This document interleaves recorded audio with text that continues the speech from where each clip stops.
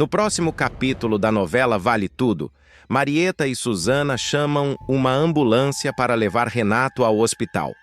A tensão no ar é palpável e as duas trocam olhares preocupados.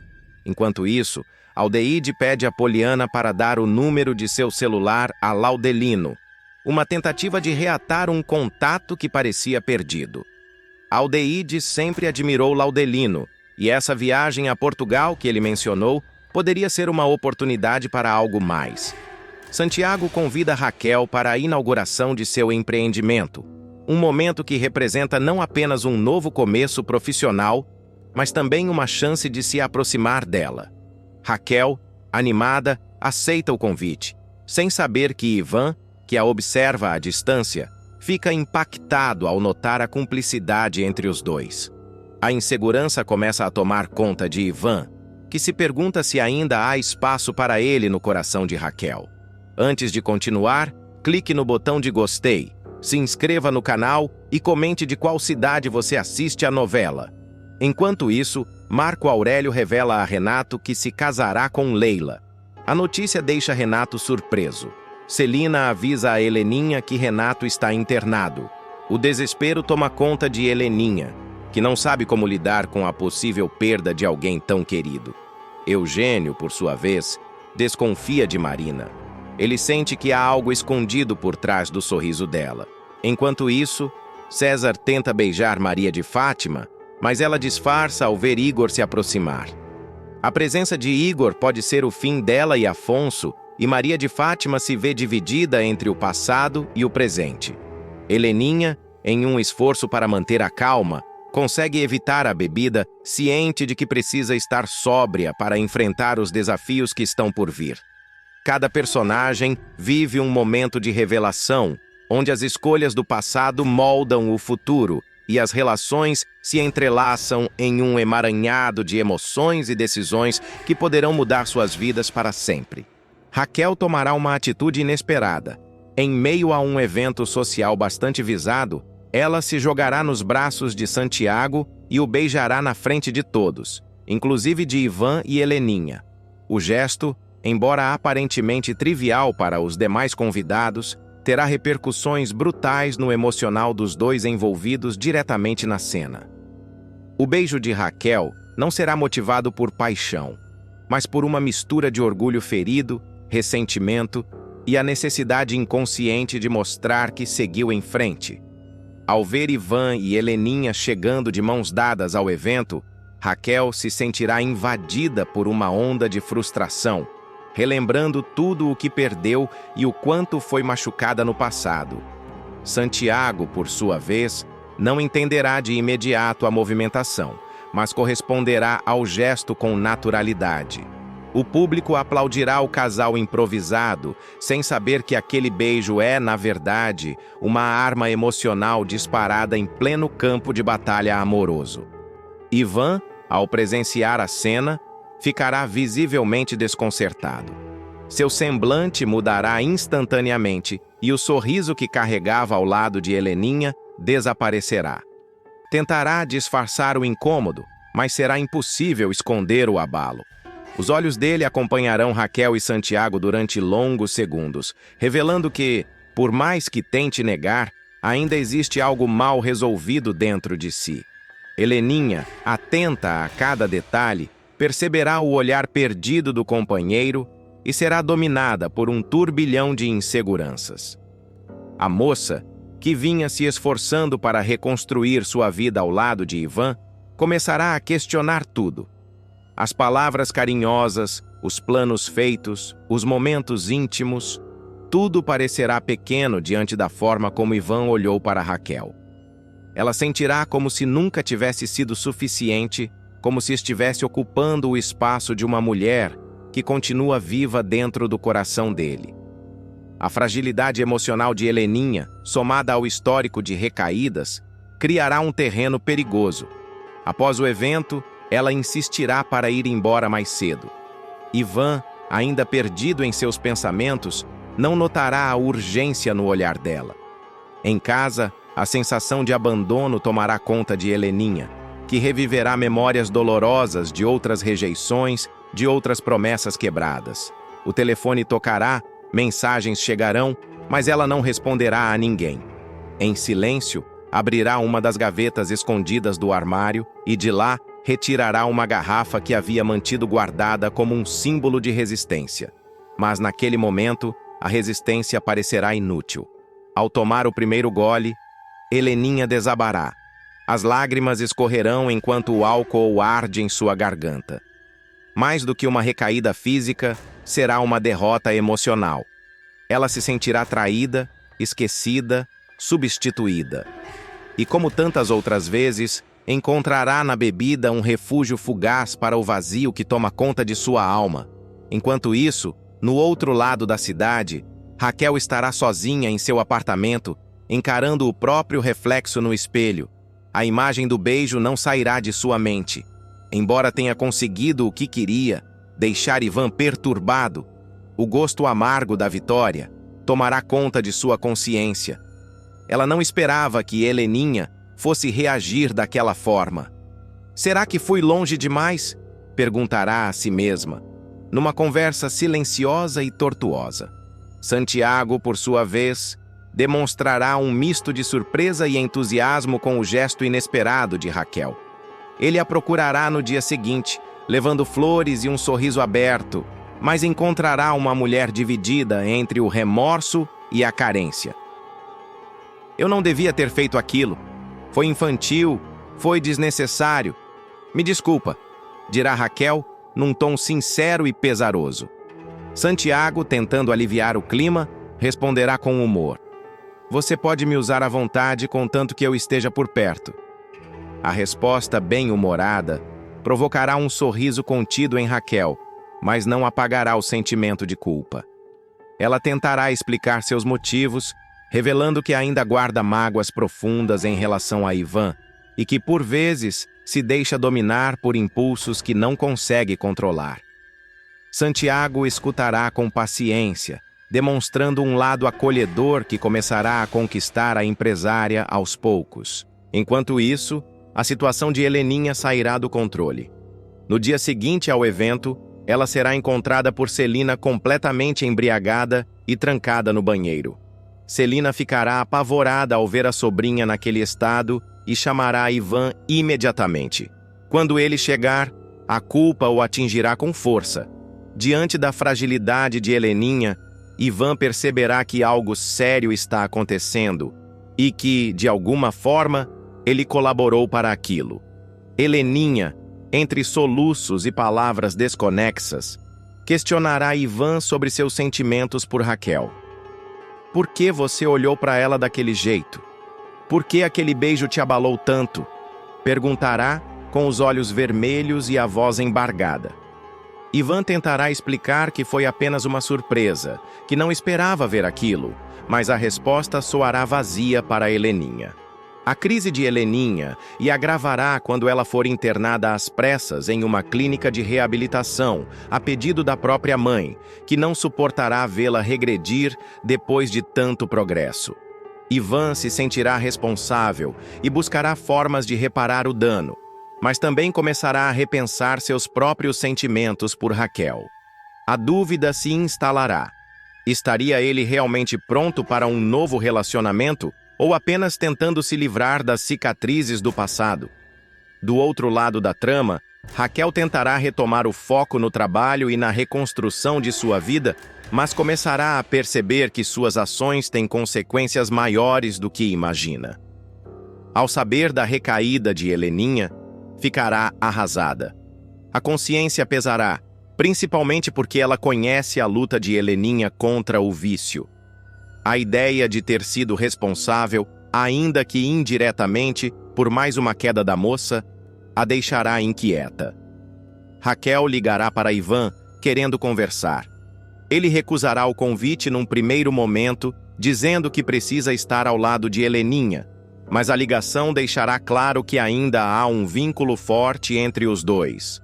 Os sentimentos mal resolvidos virão à tona e deixarão o caminho aberto para novos desdobramentos. Enquanto isso, Santiago continuará presente na vida de Raquel, mostrando-se disposto a apoiá-la mesmo nos momentos mais tensos. A conexão entre os dois crescerá, mas a sombra de Ivan ainda pairará sobre o coração de Raquel, impedindo-a de se entregar por completo. Ao mesmo tempo, a recuperação de Heleninha será lenta e dolorosa. Durante as sessões de terapia, ela falará abertamente sobre suas inseguranças, sobre o medo constante de ser abandonada e sobre como a figura de Raquel ainda pesa em seu relacionamento com Ivan. Os terapeutas alertarão para a necessidade de afastamento emocional e reconstrução da autoestima, o que poderá significar um rompimento com Ivan. Na medida em que os dias se passarem, a tensão entre os três continuará se intensificando. Raquel, dividida entre o arrependimento e o desejo de provar que também merece ser feliz, começará a evitar eventos públicos, tentando se recolher em sua rotina profissional. No entanto, a presença constante de Santiago, cada vez mais interessado e presente, a colocará novamente diante de um dilema: insistir em um novo amor ou encarar de vez o passado mal resolvido com Ivan? Ivan, por sua vez, estará cada vez mais atormentado. O sentimento de culpa pelo sofrimento de Heleninha começará a misturar-se à confusão sobre seus próprios sentimentos.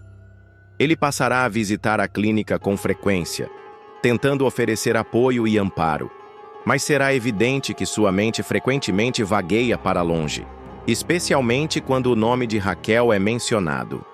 Enquanto isso, Heleninha enfrentará os dias mais difíceis de sua jornada.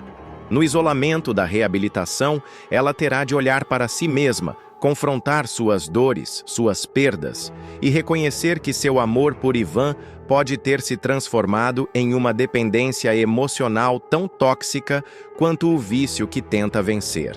Raquel e Poliana sofrerão um novo golpe do destino. Quando finalmente acreditarem que a vida começará a sorrir, uma tragédia colocará tudo a perder. A empresa Paladar, que havia sido adquirida com tanto sacrifício de Laudelino, estará prestes a ser inaugurada oficialmente quando um incêndio devastador interromper seus planos de crescimento. Tudo começará em um clima de comemoração. Raquel observará, emocionada, a instalação do novo letreiro na fachada: Paladar, Catering e Eventos. Com os olhos marejados, ela sorrirá e dirá: até que enfim vamos começar a andar para frente. A essa altura da trama, a cozinheira já terá rompido com Maria de Fátima, sua filha ingrata, depois de desmascarar mais um dos golpes aplicados pela moça. Maria de Fátima, por sua vez, estará prestes a se casar com Afonso, num casamento de aparências que servirá apenas para consolidar sua ascensão social. Enquanto isso, Raquel focará no trabalho, colocando toda sua energia e esperança na nova empresa ao lado de Poliana. No dia anterior à inauguração, Raquel e Poliana voltarão ao imóvel para um último cheque de segurança. Tudo parecerá em ordem. Desligou o fogão? Fechou o gás? Desligou o desumidificador? Perguntarão um ao outro, meticulosos. Contudo, pela manhã, quando estiverem a caminho para pegar um documento esquecido, verão de longe uma densa fumaça saindo pela janela lateral da cozinha industrial. Raquel, em pânico, gritará: "Meu Deus do céu, Poliana! Que fumaça é aquela ali?" Desesperada, sairá correndo do carro, ignorando os apelos do amigo para esperar os bombeiros. A cena será de puro caos. O fogo começará no canto onde ficava o desumidificador. Um aparelho recém-instalado que, segundo Laudelino, ajudaria a manter os ingredientes em perfeitas condições. As chamas se espalharão rapidamente pelas cortinas, atingindo o teto e o balcão principal. Poliana tentará ajudar com um extintor, mas o equipamento falhará. "Tá vazio, Raquel! Esse extintor tá vazio!" gritará ele, tossindo por causa da fumaça. A cozinheira, sufocada, puxará o amigo pelo braço e o arrastará para fora, segundos antes de parte do forro ceder. Do lado de fora, os bombeiros chegarão e controlarão as chamas, mas o estrago estará feito. As panelas industriais, as bancadas em inox, os móveis sob medida, tudo reduzido a cinzas. Em prantos, Raquel cairá de joelhos na calçada. "Não pode ser!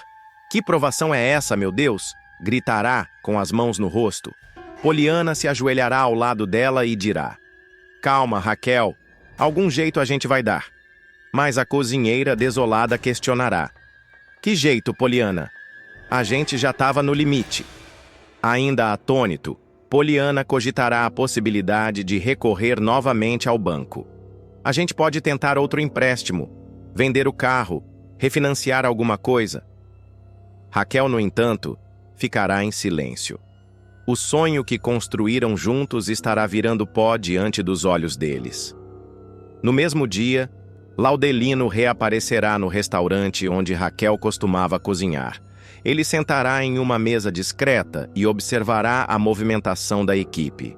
Quando Raquel chegar, ainda com o cheiro de fumaça impregnado na roupa, ele se aproximará e dirá: "Vi as notícias. Sinto muito pelo que aconteceu."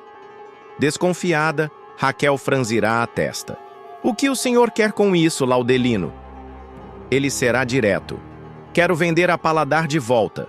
Por um preço justo, claro, mas o nome continua com vocês, e eu me afasto de vez." Poliana desconfiará da proposta. "Você quer mesmo vender ou tem outra carta na manga?" Laudelino, com um leve sorriso, responderá: "Talvez eu só esteja cansado dessa vida. Ou talvez eu veja que vocês dois têm mais garra do que eu jamais tive." Apesar do cansaço, Raquel considerará a proposta. Mas entre o orgulho ferido, a falta de dinheiro e o trauma do incêndio, ela não saberá se estará pronta para recomeçar do zero mais uma vez. Nos dias seguintes, uma perícia será aberta para descobrir a origem do incêndio. Os investigadores encontrarão indícios de curto-circuito no desumidificador, o que levantará dúvidas sobre um possível defeito de fábrica ou sabotagem. Poliana desconfiará de Laudelino, lembrando que foi ele quem recomendou a instalação do aparelho. "E se ele sabotou a própria empresa só para vender de volta pra gente, Raquel?" sugerirá o amigo revoltado. Enquanto isso, Maria de Fátima aparecerá na capa de revistas de celebridades, vestida de noiva ao lado de Afonso, como se nada tivesse acontecido. A imagem provocará revolta em Raquel. "Minha filha se casa como uma princesa enquanto eu vejo meu trabalho queimar." O clima se tornará ainda mais tenso quando um repórter aparecer na porta do restaurante fazendo perguntas sobre o incêndio. "Há rumores de que a senhora não tinha seguro do imóvel. É verdade?" perguntará o jornalista. Raquel perderá a paciência. "Você quer saber se eu vou quebrar? Vai lá perguntar isso para minha consciência, que é a única coisa que eu tenho intacta." A novela ganhará novos contornos dramáticos quando Raquel receber uma carta anônima contendo um pendrive. Nele, imagens de câmeras de segurança mostrarão alguém invadindo a Paladar durante a madrugada, poucas horas antes do incêndio. A figura usará um boné e manterá o rosto abaixado, mas o relógio no pulso chamará a atenção de Poliana. "Raquel, esse relógio é igual ao do César." A suspeita de que o incêndio foi criminoso crescerá. Raquel se verá diante de um novo dilema: investigar por conta própria ou entregar o pendrive à polícia. O medo de entrar em uma nova guerra judicial pesará. Enquanto isso, Maria de Fátima será vista mexendo em papéis antigos, nervosa, e fará uma ligação enigmática. A Paladar já era. Agora precisamos garantir que a Tomorrow também vá para o buraco. Solange não pode continuar por cima. Determinada a não deixar a tragédia cair no esquecimento, Raquel decidirá investigar por conta própria. Ao lado de Poliana, voltará ao galpão da Paladar para recolher o que restou dos arquivos e câmeras de segurança. Entre caixas chamuscadas, discos rígidos derretidos e documentos irreconhecíveis, ela encontrará um pequeno caderno de anotações com datas, números e nomes. Entre os registros, o nome de César aparecerá mais de uma vez. "Ele andou aqui, Raquel, e não foi para te ajudar", dirá Poliana, tenso. A cozinheira respirará fundo. "Se ele teve dedo nisso, eu vou descobrir. Dessa vez ninguém vai passar por cima de mim impunemente." Enquanto isso, uma nova bomba cairá sobre a família Reutemann. Maria de Fátima será flagrada em um encontro secreto com César, num restaurante afastado da Zona Sul. Um paparazzo registrará tudo. As imagens circularão pela redação de um jornal escandaloso, que já estará investigando o incêndio da Paladar. Raquel verá a notícia estampada. Esposa de Afonso em jantar íntimo com ex-segurança de Odete Reutemann. O coração dela apertará. Então era isso. Minha própria filha envolvida com quem destruiu meu sonho. Ela irá até a casa de Poliana, trêmula. Mostrará a manchete, e ele não conterá a indignação. É por isso que esse país não vai para frente. Os bandidos dormem em lençol de cetim. Mesmo abalada, Raquel não recuará. Buscará informações sobre César. Rastreará seus últimos empregos e encontrará conexões suspeitas com Marco Aurélio. Eles estão todos ligados, Poliana. Isso vai muito além da Paladar. Nos corredores da Tomorrow, Solange também desconfiará de movimentações estranhas. E ao saber que César voltou a circular pelas imediações da escola, ela procurará Raquel. A gente precisa se unir. A Paladar pode ser só o começo. Eles querem mais e querem destruir todas nós. Com o coração dividido entre a mágoa por Maria de Fátima e a urgência de proteger tudo o que construiu, Raquel tomará uma decisão. Reunirá documentos, fotos, gravações e, com uma pasta nas mãos, baterá à porta de Solange. Você ainda quer fazer justiça nessa cidade? Porque eu tenho a história que pode derrubar muita gente poderosa. E assim, com a alma marcada por tantas batalhas, Raquel estará prestes a virar mais uma página amarga em sua história. Mas, como sempre, não sem lutar. Maria de Fátima armou, enganou, traiu e conseguiu o que queria: subir ao altar com Afonso Reutemann. Mas o que a vilãzinha não imaginava era que, no meio do luxo da cerimônia e da pompa da recepção, Solange, a mulher que ela passou por cima, surgiria como um furacão disposta a acertar as contas ali mesmo, cara a cara, sem testemunhas. Ou quase. O que começa como uma provocação vai terminar em tapa, sangue, vídeo, expulsão da festa e um escândalo que ninguém conseguirá esquecer tão cedo. O grande dia de Maria de Fátima e Afonso finalmente terá chegado. Mas o que parecia ser a consagração da vilã em um casamento de luxo se transformará em palco para um acerto de contas explosivo. Após a cerimônia religiosa repleta de pompa, os convidados começarão a se dirigir à mansão de Celina, onde ocorrerá a recepção oficial dos noivos. Entre brindes, cumprimentos e músicas clássicas executadas por um quarteto de cordas, Solange se afastará discretamente da agitação, determinada a confrontar sua rival sem plateia.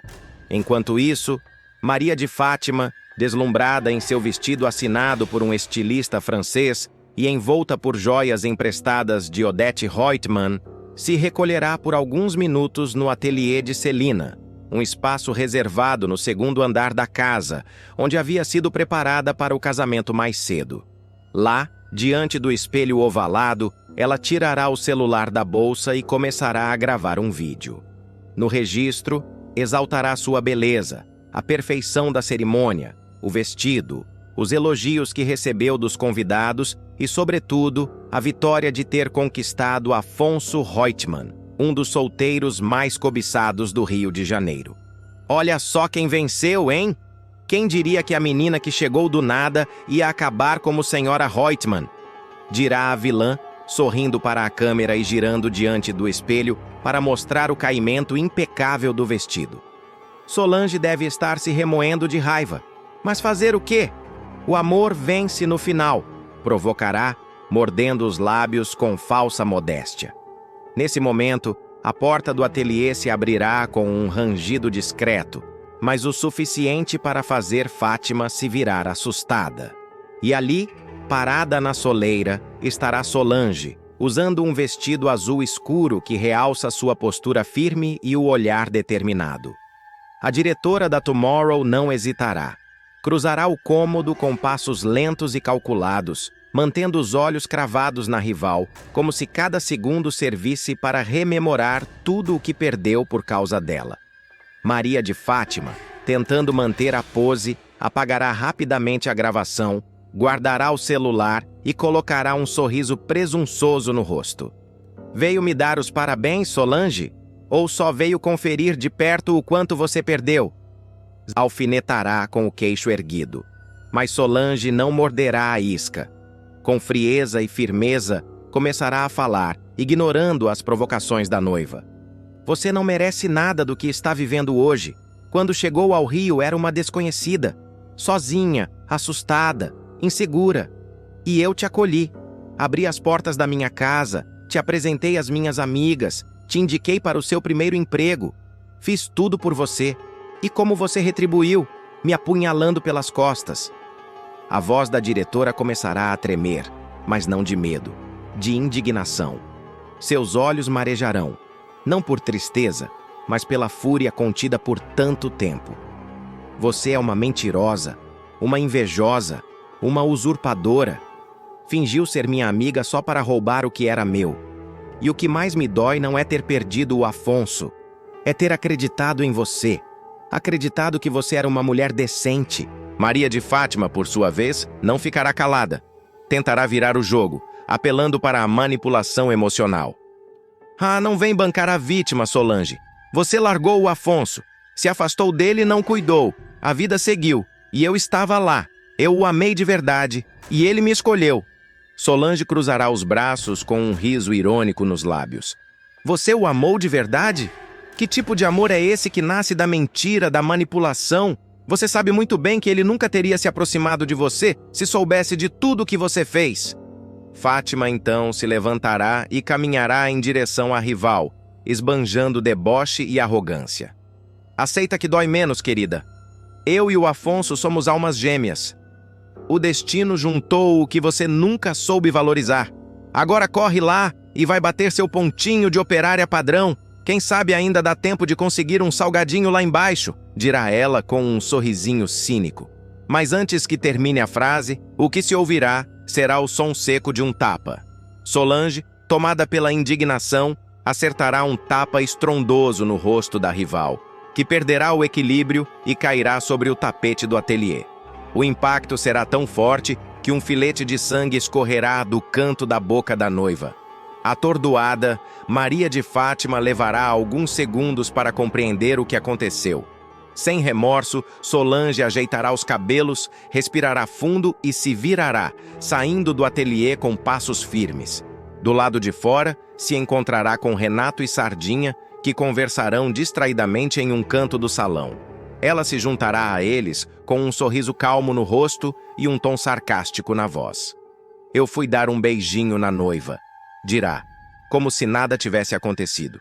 Enquanto isso, ainda no chão, Fátima pegará o celular com as mãos trêmulas, ligará para Afonso aos prantos e implorará que ele suba. Afonso, por favor, vem aqui, agora, é sério, dirá entre soluços. O noivo largará a conversa com os padrinhos e correrá a escada acima, aflito com o tom desesperado da esposa. Ao entrar no ateliê, se deparará com a cena. Fátima no chão, o vestido sujo, o rosto com o lado esquerdo marcado pelo tapa e o sangue ainda visível no lábio. Ele se abaixará imediatamente preocupado. O que aconteceu? Quem fez isso com você? Com lágrimas escorrendo, ela apontará para o celular. Ela me bateu. Olha, eu gravei, dirá, abrindo a galeria do aparelho. O vídeo começará com a discussão e culminará com o tapa. Afonso assistirá a tudo em silêncio, o rosto pálido, chocado com a violência da cena. Logo em seguida, um dos seguranças da festa se aproximará do segundo andar, a pedido de Fátima, e por ordem de Afonso, descerá para buscar Solange. Minutos depois, diante de todos os convidados, a diretora será retirada da recepção por um segurança uniformizado. O silêncio tomará conta da festa, com todos os presentes observando a cena estupefatos. Solange não resistirá nem tentará se explicar. Caminhará entre os convidados com a cabeça erguida, mas por dentro, sentindo a humilhação de ter sido expulsa do evento. Celina, visivelmente constrangida, evitará contato visual. Já Odete Reutemann, ao perceber a movimentação, esboçará um sorriso discreto de triunfo no canto da boca. Afonso, de mãos dadas com Maria de Fátima, explicará a situação com frieza. Minha noiva está com a boca sangrando. Só não chamei a polícia porque ela não deixou. Justificará. O comentário dividirá os convidados, que murmurarão entre si, divididos entre o choque, a curiosidade e a incredulidade. Uns defenderão Solange, outros ficarão do lado de Fátima, mas ninguém conseguirá ignorar o escândalo.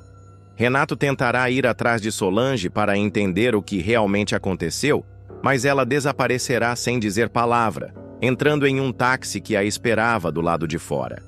No carro, sozinha e em silêncio, a diretora da Tomorrow respirará fundo, observando o reflexo do próprio rosto na janela. Os olhos marejados não serão de arrependimento, mas de dor. Uma dor que carregava desde o momento em que perdeu Afonso para alguém que ajudou, protegeu e tratou como irmã. Enquanto isso, dentro da mansão, Maria de Fátima aproveitará o clima de comoção para posar de vítima.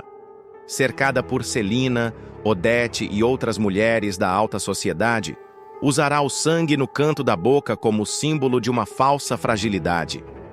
Ela sempre me odiou, desde que cheguei ao Rio. Eu só queria ser feliz com o Afonso, dirá, com a voz baixa e teatral, conquistando a simpatia de quem desconhece sua verdadeira face. A rotina da TCA será completamente abalada por um comportamento no mínimo inusitado de Aldeide. A secretária, que sempre foi conhecida por sua excentricidade e comentários sem filtro, aparecerá nos próximos capítulos completamente obcecada por uma nova companhia, uma bebê reborn, batizada por ela de Amélie. A chegada da boneca à empresa causará espanto, risos, críticas e, principalmente, um verdadeiro surto de Marco Aurélio, que não saberá como lidar com a nova funcionária monocromática. Tudo começará numa manhã aparentemente normal, quando os funcionários da TCA estarão chegando aos poucos. Consuelo será a primeira a notar algo diferente. Aldeide surgirá no saguão com um carrinho de bebê. O espanto será imediato. "Bom dia, tia Consu! Olha quem veio trabalhar comigo hoje!" dirá Aldeide, com um sorriso largo, empurrando o carrinho onde Amélie estará acomodada, usando um vestidinho lilás, combinando com a própria roupa da secretária. Consuelo arregalará os olhos e tentará conter o riso, achando que tudo não passa de uma brincadeira. Mas, ao perceber o tom sério no olhar da colega, ela entenderá que aquilo está indo longe demais. "Aldeide, isso é uma boneca. Você não pode trazê-la para o trabalho como se fosse gente", dirá, tentando ser firme. Mas Aldeide não recuará. Ao contrário, apertará a boneca nos braços e responderá com doçura e uma ponta de emoção na voz. "Eu sei que é uma boneca, Consu, mas é minha filha de mentirinha e me faz um bem danado." Com o passar dos dias, Amélie passará a fazer parte da rotina da empresa. Aldeide dará mamadeira, cantará canções de ninar e até exigirá silêncio na sala dos funcionários, afirmando que a neném está dormindo. Alguns colegas tentarão intervir, outros acharão graça, mas ninguém terá coragem de confrontar diretamente a secretária, temendo uma reação ainda mais fora do esperado. O clima começará a ficar insustentável, até que Marco Aurélio finalmente dará de cara com a cena bizarra. Ao entrar em sua sala para uma reunião importante com Freitas, ele se deparará com Aldeide sentada no sofá, ninando Amélie com uma expressão de pura ternura. O executivo congelará por alguns segundos, piscando várias vezes, como se tentasse ter certeza do que seus olhos estavam vendo. Então soltará uma de suas tiradas impiedosas. "Eu estou vendo dobrado ou agora tenho uma mini monocromática no meu império corporativo?" Freitas, que já estará por dentro da situação, tentará aliviar o clima entrando na brincadeira. Com um tom debochado, mas gentil, ele se curvará para observar a bebê e dirá: "Chefinho, por favor, fale mais baixo." A neném acabou de dormir. Marco Aurélio, visivelmente transtornado, encarará o braço direito com incredulidade. Você também ficou louco, Freitas? Isso é uma empresa ou um sanatório? Apesar da revolta de Marco Aurélio, Aldeide se mostrará imperturbável. Ela pegará a Amélie no colo, a ajeitará com cuidado nos braços e com voz firme rebaterá. A Amélie me ajuda a manter a sanidade nesse lugar tóxico. É a única coisa que me escuta sem julgar, sem mentir, sem puxar meu tapete. E sim, ela vai continuar vindo comigo. Não vejo problema algum. Nesse momento, o clima entre os três atingirá um ápice de tensão, que será quebrado por um telefonema urgente. Marco Aurélio atenderá com irritação e, ao desligar, esfregará as têmporas como se tentasse afastar uma enxaqueca. Freitas, me lembra de mandar colocar detector de insanidade na portaria. Do jeito que vai, daqui a pouco alguém aparece aqui montado num unicórnio cor-de-rosa. Aldeide, sem perder a pose, sairá da sala com o carrinho, lançando um olhar desafiador para o patrão. Consuelo, que assistirá de longe, não resistirá e perguntará: "Você tem certeza que tá bem, amiga?" Ao que Aldeide responderá: "Nunca estive melhor. Amélie me entende, Consu. Ela é a única criatura nesse prédio que realmente me escuta." Nos corredores, os comentários correrão soltos.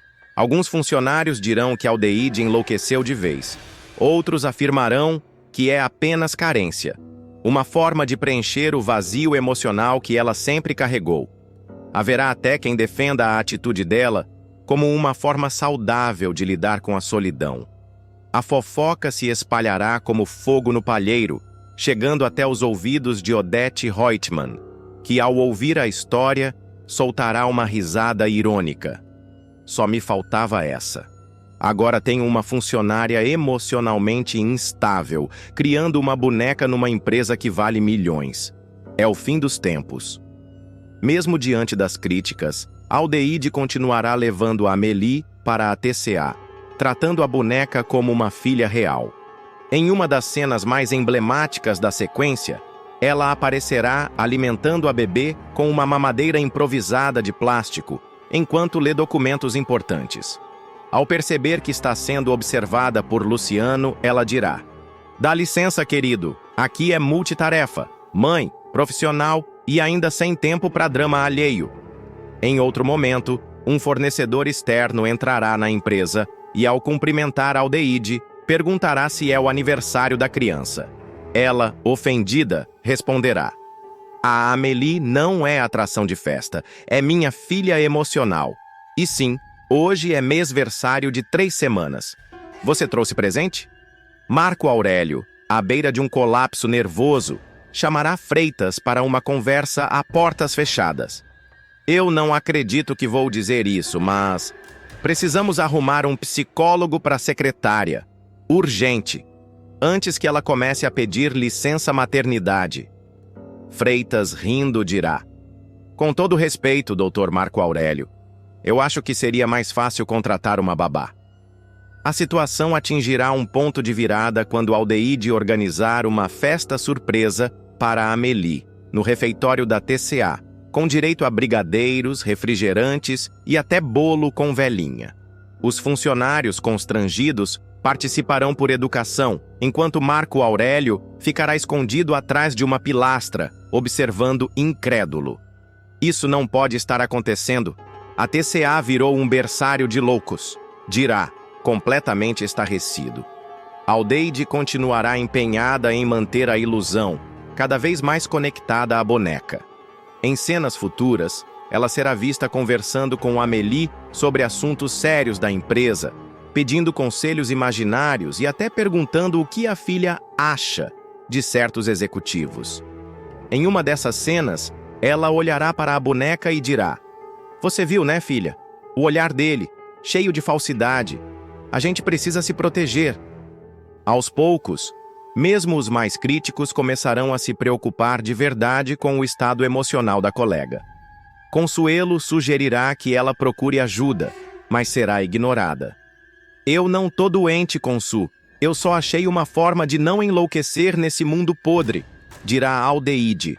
com lágrimas nos olhos e a boneca firme nos braços. Enquanto isso, Marco Aurélio elaborará planos para resolver a questão discretamente.